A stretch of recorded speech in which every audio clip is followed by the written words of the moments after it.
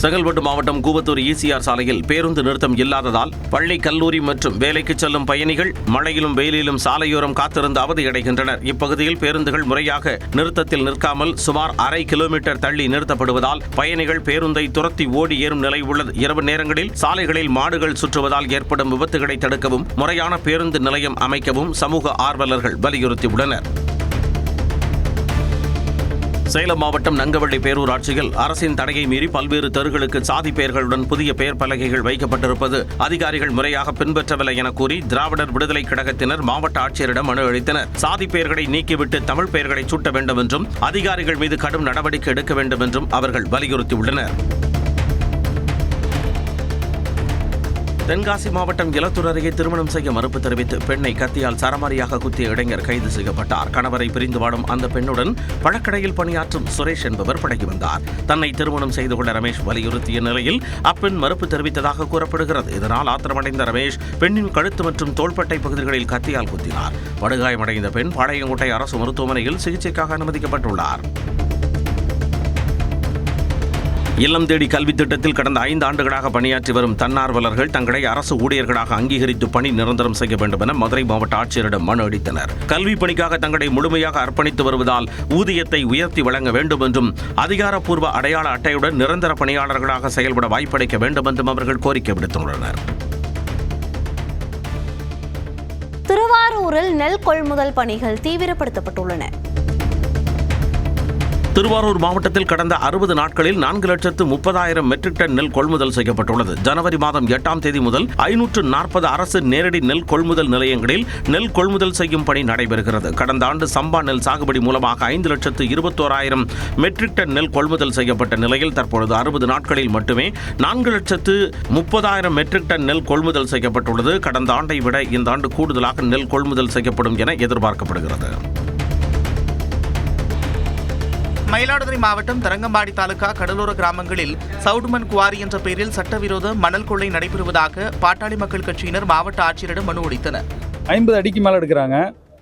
இவங்களுக்கு கொடுக்கப்பட்ட பரப்பளவு ஒரு ஏக்கர் 2 ஏக்கர் இல்லை 2 ஹெக்டர்னு கொடுக்குறாங்க. ஆனால் இவங்க நூற்றுக்கணக்கான ஏக்கர் அந்த பகுதியில் வாங்கிட்டு எடுத்துக்கிட்டே இருக்காங்க.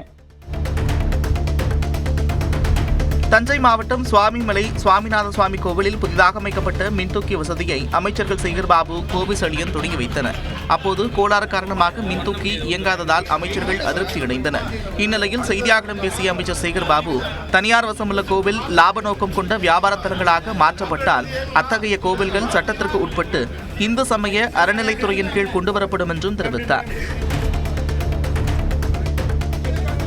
திருவாரூர் அருகே நீலக்குடியில் உள்ள தமிழ்நாடு மத்திய பல்கலைக்கழக விடுதியில் தூக்கிட்டு தற்கொலை செய்து கொண்ட மாணவியின் உடலை வாங்க மறுத்த உறவினர்கள் காவல்துறையுடன் வாக்குவாதத்தில் ஈடுபட்டனர். வளவநல்லூரைச் சேர்ந்த சுப்பிரமணியன் மங்கையர்கரசி தம்பதியின் மகள் சோபியா இன்டகிரேட் கணிதவியல் 4ஆம் ஆண்டு படித்து வந்தார். இவர் தற்கொலை செய்து கொண்ட நிலையில் பல்கலைக்கழக நிர்வாகத்தினர் நேரில் வந்து விளக்கமளிக்க வேண்டும் என்று வலியுறுத்தி உறவினர்கள் வாக்குவாதத்தில் ஈடுபட்டனர்.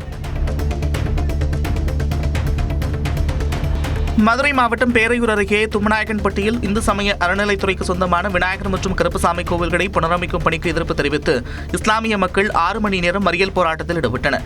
கோவில் விரிவாக்கம் என்ற பெயரில் பயன்பாட்டில் இருக்கும் பாதைகள் ஆக்கிரமிக்கப்படலாம் என்று அவர்கள் அச்சம் தெரிவித்தனர். இந்நிலையில் அதிகாரிகள் பேச்சுவார்த்தை நடத்தி புதிதாக கட்டடங்கள் எதுவும் கட்டப்படாது என்றும் நீதிமன்ற உத்தரவின்படி பழைய கோவில்கள் மட்டுமே புதுப்பிக்கப்படும் என்றும் உறுதியளித்ததைத் தொடர்ந்து போராட்டம் கைவிடப்பட்டது. சிவகங்கை மாவட்டம் காரைக்குடி அருகே ரேஷன் அரிசி கடத்தி சென்ற கார் கவிழ்ந்து விபத்துக்குள்ளானது. கழனிவாசல் பகுதியிலிருந்து சுமார் 2 டன் ரேஷன் அரிசியை பள்ளத்தூரில் உள்ள அரிசி ஆலைக்கு கடத்தி சென்றபோது ஆவுடப்பொய்கை காட்டுப்பகுதியில் கார் கட்டுப்பாட்டை இழந்து தலைக்குப்புற கவிழ்ந்தது. இந்த விபத்தில் காயமடைந்த ஓட்டுநர் சூர்யா காரைக்குடி அரசு மருத்துவமனையில் சிகிச்சைக்காக அனுமதிக்கப்பட்டுள்ளார். கடத்தப்பட்ட 2 டன் ரேஷன் அரிசியை காவல்துறையினர் பறிமுதல் செய்து விசாரணை நடத்தி வருகின்றனர். கன்னியாகுமரி மாவட்டம் திருப்பரப்பு மகாதேவர் கோவில் கிணற்றில் உயிரிழந்த பாம்பு 5 நாட்களுக்கு மேல் மிதப்பதால் சுகாதார சீர்கேடு ஏற்பட்டுள்ளதாக குற்றச்சாட்டு எழுந்துள்ளது. இக்கோவிலில் அன்னதானம் தயாரிக்க இதே கிணற்று நீரை பயன்படுத்தப்படுவதாக கூறப்படும் நிலையில் இந்து சமய அறநிலையத்துறை அதிகாரிகள் நடவடிக்கை எடுக்கவில்லை என பக்தர்கள் குற்றம் சாட்டியுள்ளனர். கிணற்றில் உள்ள பாம்பை அகற்றி தண்ணீரை சுத்திகரிக்க மாவட்ட நிர்வாகம் உடனடியாக நடவடிக்கை எடுக்க வேண்டும் என கோரிக்கை வலுத்துள்ளது. நாமக்கல் மாவட்டம் திருச்செங்கோடு அர்த்தநாரீஸ்வரர் மலைக்கோவிலுக்கு பக்தர்கள் காணிக்கையாக வழங்கிய மாடுகளில் கூடுதலாக இருந்த 14 மாடுகள் கிராம கோவில் பூசாரிகளுக்கு விலையில்லாமல் வழங்கப்பட்டன. ஒரு கால பூஜை நடைபெறும் சிறு கோவில்களின் பூசாரிகளுக்கு உதவும் வகையில் குலுக்கல் முறையில் பயனாளிகள் தேர்வு செய்யப்பட்டு மாடுகள் ஒப்படைக்கப்பட்டன. போத்தனூர், பள்ளிபாளையம் உள்ளிட்ட பல்வேறு பகுதிகளைச் சேர்ந்த பூசாரிகள் மாடுகளை பெற்றுக் கொண்டனர். மாதவிடாய் விடுப்பு தொடர்பாக விளக்கம் அளிக்க தமிழ்நாடு அரசுக்கு உத்தரவிடப்பட்டுள்ளது. அரசு தனியார் நிறுவனங்களில் பணிபுரியும் மகளிருக்கு ஊதியத்துடன் கூடிய மாதவிடாய் விடுப்பு வழங்க கோரிய வழக்கில் தமிழ்நாடு அரசு பதில் மனு தாக்கல் செய்ய உயர்நீதிமன்ற மதுரை கிளை உத்தரவிட்டுள்ளது. மாதவிடாய் கால விடுப்பு குறித்து கொள்கை வகுத்து அதை செயல்படுத்த தமிழ்நாடு அரசுக்கு உத்தரவிடக் கோரி பொதுநல வழக்கு தொடுக்கப்பட்டது. இந்த வழக்கை விசாரித்த நீதிபதிகள் என் சதீஷ்குமார், எம் ஜோதிராமன் அமர்வு அரசின் நிலைப்பாட்டை தெரிவிக்க உத்தரவிட்டு வழக்கை ஏப்ரல் 2ஆம் தேதிக்கு ஒத்திவைத்தனர். ஓசூர் அருகே கெலமங்கலம் பகுதியில் அஞ்சட்டி துர்க்கம் மலை மாதேஸ்வரன் கோவிலுக்கு சொந்தமான 2 கோடி ரூபாய் மதிப்பிலான ஆக்கிரமிப்பு நிலங்களை மீட்கும் பணியில் அதிகாரிகள் ஈடுபட்டனர். கங்கேஷ் என்பவரது வீட்டை இடிக்க முயன்றபோது அவரது குடும்பத்தைச் சேர்ந்த பெண்கள், குழந்தைகள் மீது பெட்ரோல் ஊற்றிக்கொண்டு தீக்குளிக்க முயன்றதால் பரபரப்பு நிலவியது. பின்னர் அவர்களுக்கு 2 நாட்கள் அவகாசம் வழங்கப்பட்டது.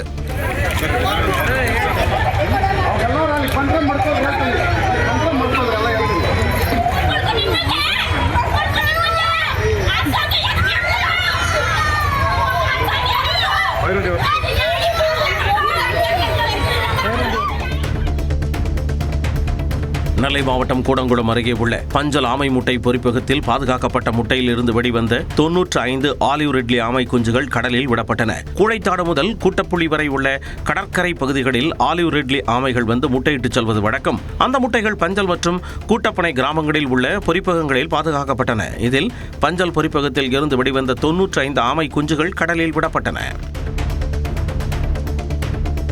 புதுச்சேரி லாஸ்பேட்டையில் எலிப்பொறியில் சிக்கிய மரநாயை வனத்துறையினர் பாதுகாப்பாக மீட்டனர். அவ்வை நகரில் உள்ள வீட்டில் பெருச்சாடிகளை பிடிக்க உரிமையாளர் பெரிய கூண்டை வாங்கி மாடியில் வைத்து சிக்கன் துண்டுகளை போட்டார்.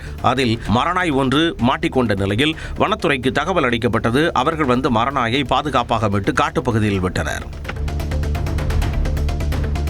திருநெல்வேலி மாவட்டம் அம்பாசமுத்திரம் அருகே விபத்தில் சிக்கி மூளைச்சாவு அடைந்த பெண்ணின் உடல் உறுப்புகள் தானமாக வழங்கப்பட்டன. இடைக்கால் பகுதியைச் சேர்ந்த 49 வயதான அங்கன்வாடி ஆசிரியை முனியம்மாள் கடந்த 7ஆம் தேதி இருசக்கர வாகனத்தில் சென்றபோது கார் மோதி பலத்த காயமடைந்தார். திருநெல்வேலி அரசு மருத்துவமனையில் சிகிச்சை பெற்ற அவருக்கு மூளைச்சாவு ஏற்பட்ட நிலையில் கல்லீரல், 2 சிறுநீரகங்கள், 2 கருவெடிகள், தோல் போன்றவை தானமாக வழங்கப்பட்டன. கிருஷ்ணகிரி மாவட்டம் ஊத்தங்கரை அருகே ஓபக வலசை கிராமத்தில் தோட்டத்து வீட்டில் தனியாக இருந்த முதியவரை கொலை செய்துவிட்டு மூதாட்டியை மர்ம நபர் வன்புணர்வு செய்த சம்பவத்தால் பரபரப்பு ஏற்பட்டது. வீட்டின் வெளியே தூங்கிக் கொண்டிருந்த 70 வயதான கண்ணப்பனை மர்ம நபர் தலையில் பலமாக தாக்கியுள்ளார். சத்தம் கேட்டு வெளியே வந்த 60 வயதான சென்னம்மாளையும் தாக்கி பாலியல் வன்கொடுமை செய்துள்ளார். கண்ணப்பன் உயிரிழந்த நிலையில் சிங்காரப்பேட்டை காவல் நிலையத்தினர் விசாரித்து வருகின்றனர்.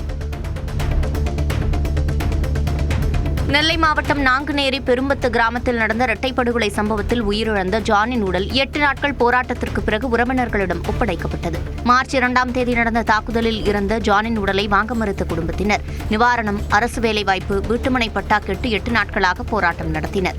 அரசு சார்பில் கலைஞர் கனவு இல்லத்திற்கான பட்டா வழங்கப்பட்டது. இதனையடுத்து போராட்டத்தை ஒத்திவைத்த குடும்பத்தினர் ஜானின் உடலை பெற்றுக் கொண்டனர்.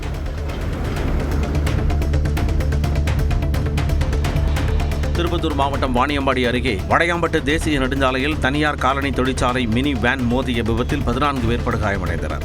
ஆம்பூர் சோலூர் பகுதியில் இருந்து தொழிலாளர்களை ஏற்றி வந்த வேன் முன்னால் சென்ற இருசக்கர வாகனம் மீது மோதி கவிழ்ந்தது. இதில் இருசக்கர வாகனத்தில் சென்ற தம்பதி உட்பட வேனில் இருந்த 14 பேர் காயமடைந்து வாணியம்பாடி அரசு மருத்துவமனையில் அனுமதிக்கப்பட்டுள்ளனர்.